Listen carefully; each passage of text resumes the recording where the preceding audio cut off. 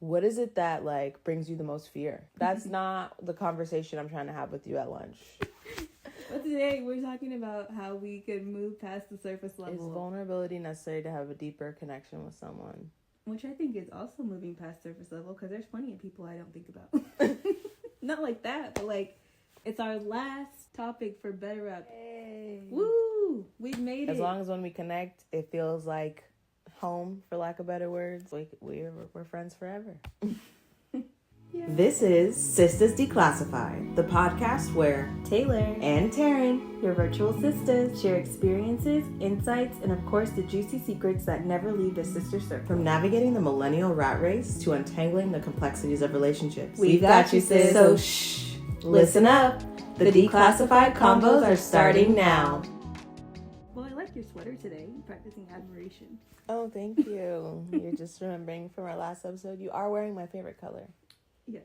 I love I that. was like, really? Obviously, it's been her favorite color since I met her. Yes. In 1995. I used to think this was purple, and it might have used to have been. No, It's years old. It was like a light purple, like heather gray. But I think you just didn't have proper lighting. okay. Anyways, hey guys.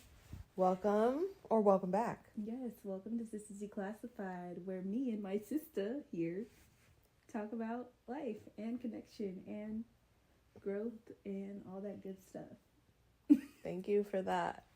You just needed to remember what we are here for. So I just wanted to remind you. Okay. You're welcome. Okay. She's done with me. Okay, but really, for real. Hi, and welcome back. So this is Declassified. Yes, this is my sister. Please stop. But today we're talking about how we can move past the surface level, right? It's our last topic for Better Up and our last point in building connection and fostering relationships and how we can do it better. Yay! Woo! We've made it through our TED Talks. And that means we are almost to 10 episodes, which means 1, we haven't killed each other yet. Ooh. And 2, we will make it to a milestone most podcasts have not made it to. Which is 10 episodes. Yeah. Well, look at us. Dedication. Moving discipline. Moving past all sorts of surface levels. But for real. So I think talking about like how we can move past the surface level, how we can foster connections that are strong. Mm-hmm. And maybe, I don't know, did we think about that too deeply, or is that something that's simple? Like, how do we foster deeper connections? Mm-hmm. Well, I think we talked about it a little bit in our last episode on scheduling time. It's just like spending time doing things that both people or however many people can be present in. Mm-hmm. So like to your point about going to brunch with your coworker, that was maybe not the right environment for you to foster that new friendship, but doing something you both enjoy, like I'm making this up, like pottery, going to a pottery class could have been maybe a little easier to establish that connection. Right. And overall, I think that's probably what is kind of lost in why adult friendships don't make it, or like it's hard to make new friends, because when you make those friends in school, you are collectively doing something. Mm-hmm. And that's how you build memories, right? It's because you guys did something, or that teacher was irritating, or that assignment sucked, or whatever. You're bonding over experiences. Right. And so maybe that's worth thinking about, is fostering connection, and how it can be deeper is like, are you experiencing things with them, or are you just sharing like your life? Right. Is this just an updates meeting, or are we like really enjoying the 3 courses of this meal because we're both really into, our palates being cleansed in a certain, I don't know, guys. You get what I'm trying to say. Yes.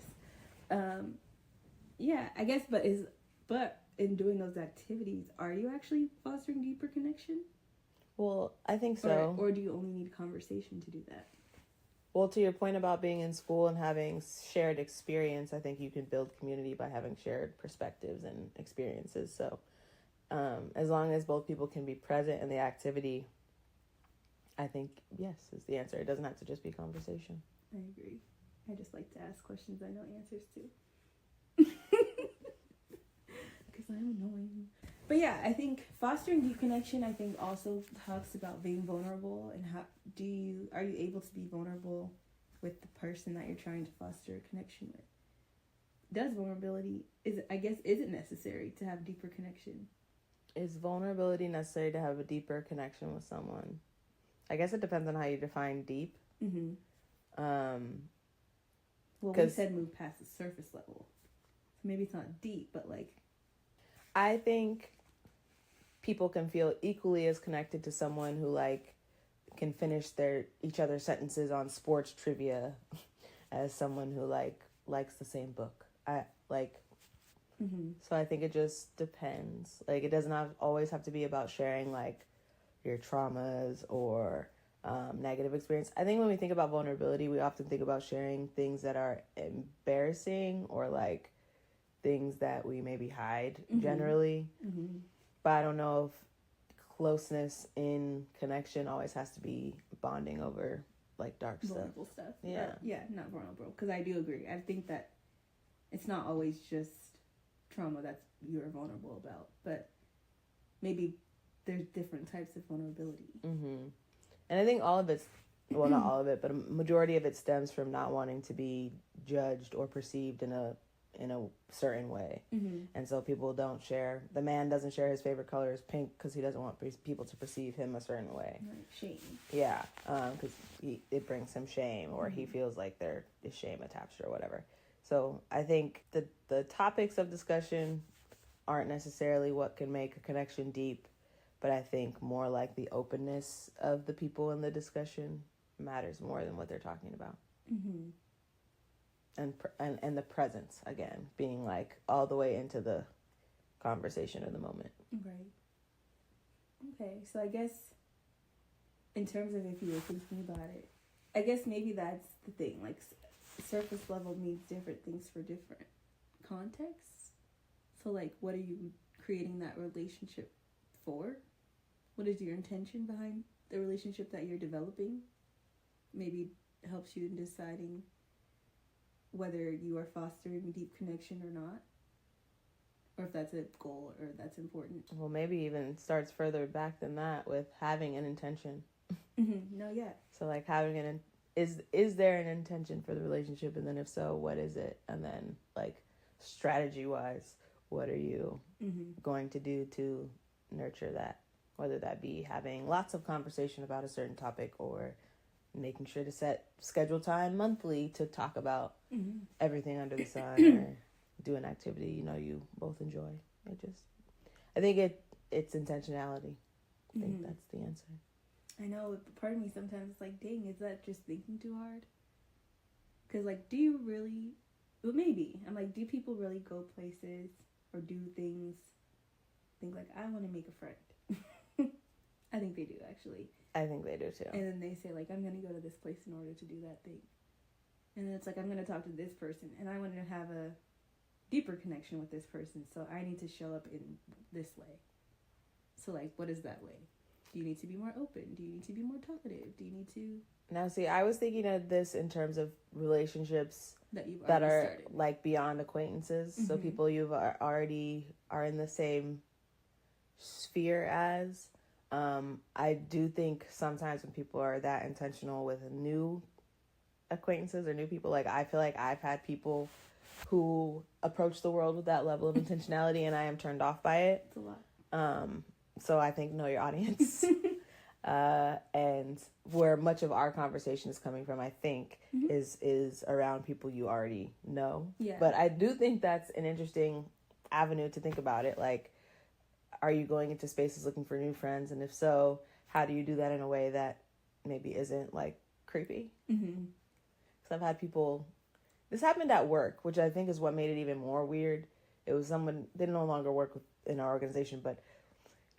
He always made it a point to say he wanted to not just, like, have small talk with people. So he would ask, like, what I would say would be inappropriate questions. Invasive. They were invasive questions. Like, we're all at lunch at a company conference. We sat at the same table, and you're like, hey, so what is it that, like, brings you the most fear?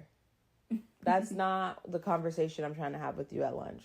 But like if you went to a conference that was all about conquering your fear and you're at lunch that day and you sit next to a stranger and ask them about their fear story, great. Yeah. It's also appropriate time for the question. Right. So I think you can move past the surface at any level, and the surface has layers. So try not to skip too many as you're diving in. Yeah, actually, it's funny that you say this, because I think that the surface does have layers, and each person's layers are different. Because yesterday we were talking about like when you decide someone's your best friend, and it was interesting because someone had named that. I think someone named me as their best friend before I was ready to receive that, and so then months went by, and this actually happened to me too, but months went by and they're like, oh, actually you are my best friend. And so I wonder if that's like what makes you recognize that like, oh, we have moved past surface level, we have made a deeper connection. Is that like due to consistency or the vibe? Or both? I'm a vibe first kind of gal, but that's also because I'm a low maintenance friend. So as long as when we connect, it feels like home, for lack of better words. We're friends forever. I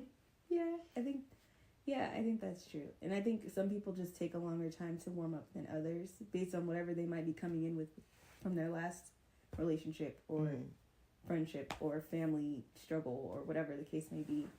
Intersectionalities of life, that some people are maybe more trusting than others, or more open to share than others. And I would say I lean on the more open to share than others. And so the vibe is important because like what you're sharing about, it matters. And like, of course, I want to have like intentional and empathetic conversations. But most of the time, like as long as we feel right, I don't care what we're talking about. I can talk about anything because I can talk. So I think that just plays a role in how I choose new friends, because I'm very quick to share likes, don't likes, opinions. Which same, I think we have, maybe that's something we're similar in at least in friendship spaces.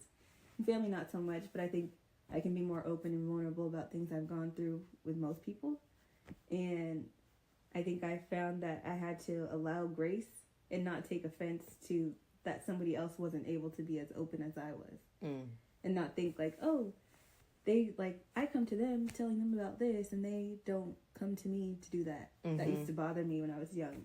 And now it's kind of like, okay, they just haven't gotten to a place where they can share. They literally tell no one about that. Yes, they tell nobody about that. It's not that it's you or whatever. But you also have to model that for them, that like, you can be vulnerable here. See, I'm being vulnerable too. Or I'm sharing too. Or I'm admiring you too. Whatever the thing is, right? It doesn't have to just be vulnerability in terms of negatives like you're saying. But it's hard to be vulnerable and admire somebody and say like, I see that in you and that's great. That's hard for people to do too. So it is. And I think a safe space, I'm going to circle us back to the vibe. I don't know if we want to get into the next part of the conversation where we talk about the metaphysical or the physical. Because I be thinking about my friends all the time. I don't always talk to them, but I be thinking about you, sending you all the well wishes, the vibes, the good love energies, all that. Which I think is also moving past surface level, because there's plenty of people I don't think about. Not like that, but like, right? Like I think there's people who come to your mind because they're important to you. There's also people who come to your mind that are not important to you, but like the ones that you stop and pause and like sit with. Yeah. And think about like, oh, I just had this thing reminded me of Jessica. Wonder where Jessica is. Last time I talked to Jessica, she was in X place. I hope she's now receiving blah, blah, blah. You know? Like, I think that energy matters. Oh, it definitely matters. That's why I had to unfollow some people on social media, because I would realize that I would see their content. And it's like people from back in the day, people you followed because it was like, they followed me, I followed them back. We're in the same circles. And now it's like, we never really liked each other, and it's okay. We don't need to follow each other. I put those people on mute because I feel like there's no beef. Like, there's no problem. And I always not hate. I get why people do it. So I get why you did it. But I also feel like people can feel like when they see it. That's true. And I don't want to produce that feeling for them. Although I'm not in charge of their feelings or their emotions, I could recognize that me doing that, even for a moment, would cause them, or could cause them, I wouldn't say would, but could cause them like a second, or like did I do something, or I thought we were kind of okay. Like, I just don't want to produce those. I unfollow people who it was for sure like, it was my strong assumption that they wouldn't have feelings about it. Mm-hmm. It's mostly people who are not super active on social media in the first place. So, like, would they even notice that I'm gone? But I'm absolutely the person to be like, so-and-so from my math class in 10th grade doesn't follow me on Instagram anymore. How long has this been true? What was the post that did it? But I also create content.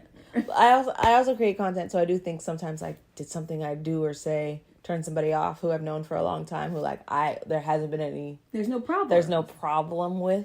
But also, like, we don't know them, so why do we need to still follow their lives? Right. But you follow these random people's lives anyway. I feel like it depends on how deep our connection was back in the day. Mm-hmm. If it's and I also think like, if they do they have my phone number, and if they have my phone number and called me today in some sort of emergency that I could rightfully or, help with, would I do it? And if I would do it, then I'll maintain following them. I feel like... And if I wouldn't, then I'm like, okay, I could probably let them go. Or I get why they let me go. Because they wouldn't call me. Or they don't have my number. I guess. I agree with that statement. Although now I'm thinking about, like, I feel like aside from the random rappers that used to follow me on Instagram back in high school and stuff, who still follow me, I feel like for the most part, if anybody slid in my DMs who I came across at some point in life and they asked me for something that was doable in my power, I would do it. I think that's just because you're a giving person. Hot take. Would you do it? Think about it. If you have like, I guess it doesn't even matter how many followers you have. But if there's people that you ain't some sort of... Huh? I say, but you haven't talked to them. Somebody you haven't talked to in a while. Somebody you haven't talked to, but like maybe you had some sort of positive connection with them at some point. Would you do something for them now? Like, they hit you up saying they're trying to raise $1,000 for XYZ. Would you click on the GoFundMe link? I would. If I had $1, I'd do it. Right. Or whatever, like whatever is a reasonable amount. But or like if they are, I always think about this in terms of like my closest friends. Who would I get up in the middle of the night to go drive somewhere to go help them out of their situation? It's probably on my two hands how many people that help out of a situation. It depends on what the situation is, but I'm over here like a lot. A lot of people. Like I said, she's so thoughtful. I can get to 10. I'm sure I can get higher than 10. But I'm also thinking non-family, so taking family out. Mm-hmm. Friends only. Yeah, I can get to 10. And then I'd be like, whew, okay. Now, let's assess. It depends on the ask. But, like, I don't know. I drove tired all the way to San Diego. She's a bleeding heart. I just, like, I don't know. I think... I don't know, we talked about it in the last episode. How do I show admiration? Not vocally, through acts of service. So I think that's the difference. Because you might not hear from me, but if you call me to come do something, I will do it. So that's how I move past surface level, because we'll have great experiences, but maybe not great conversation. And with me, we can talk about it all night long. Yeah, oh my God. That's really true. You're just unlocking like a memory. I'm like a core memory that's like not really a core memory because it was still happening till last year. What? You really can talk for a long time. Welcome to the show. Yeah, it's not a bad thing. I'm just like, yeah. And I'm saying you just realized? I mean, I always just took it as like, yes, she talks through my TV shows. But yeah. It's not just that. Yeah. Mm-hmm. I just think usually the TV's on. So I just associated with, like, she's always talking over my shows. It's more that I'm always talking. Yeah. Well, yeah, anyways, aside from Terrence talking, I think overall over the last few episodes, we've been talking about how you move past the surface level in general. So whether that's scheduling your time, whether that's showing admiration, whether that's being authentic, I think all of these basically encompass how you move past the surface level in relationships. And yeah, I think do you feel like we've moved past the surface level over the last, 9 episodes? I think we've definitely talked about topics we had never talked about before, and we probably wouldn't have talked about if not in this context. So yes is the short answer. I think as time goes on, it'd be great both on and off the camera to have more conversations and just... We'll go out to eat. Maybe we won't go out to eat, but maybe we I know, besides podcasting, what's something else we like to do together? Well, we'll have to think about that. We'll have to think about what we're going to do. And in our next episode, we're going to tell you. Yeah. Our next episode is going to be a little Sistas check-in, so we'll tell you what we came up with for how we might spend some time together outside of this podcast. Yay. Well, thanks again for watching, and I think overall, I will ask you guys to think about how you move past the surface level, because I think we've talked about that in different ways. So I think prioritize. So pick one of the things that we've done over the last 9 episodes, whether that's your authenticity, being vulnerable, boundaries, scheduling your time. What else did we talk about? I think I'm missing a couple. Staying present. I think staying present's a big one that we could probably all focus on. But yeah, asking yourself which one of those skills or traits do you feel like you could improve on, or maybe someone in your life could improve on when showing up for you. Thanks for watching. We'll catch you in the next episode. Bye.